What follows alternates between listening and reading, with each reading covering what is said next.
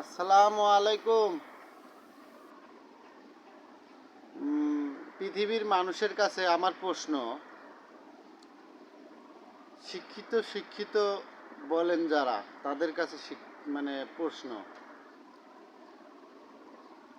90% শিক্ষিত মানুষ যারা ডিগ্রি প্রাপ্ত আর কি, তাদের উদ্দেশ্যে একজন হাফেজ সুদ খায়,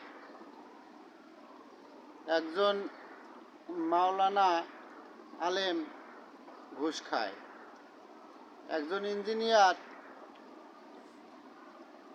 টাকার বাজেট বেশি করে কম বাজেটে বিল্ডিং বানায় দেয়, একজন ব্যারিস্টার সত্যকে মিথ্যা সাজায়, একজন ডাক্তার হাজার হাজার গরিবের পোলাপানের কিডনি বিক্রি করে খায়।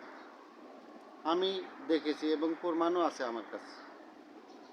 তাহলে শিক্ষিত কাকে বলে? শিক্ষিত মানে কি বলতে পারবেন?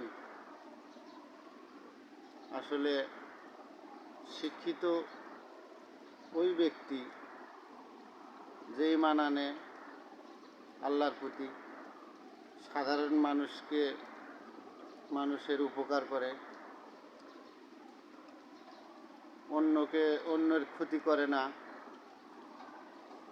উপকার করতে না পারলেও ক্ষতি করে না। এই হলো শিক্ষিত।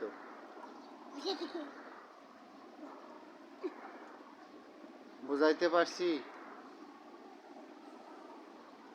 বুঝতে পারলে বলবেন।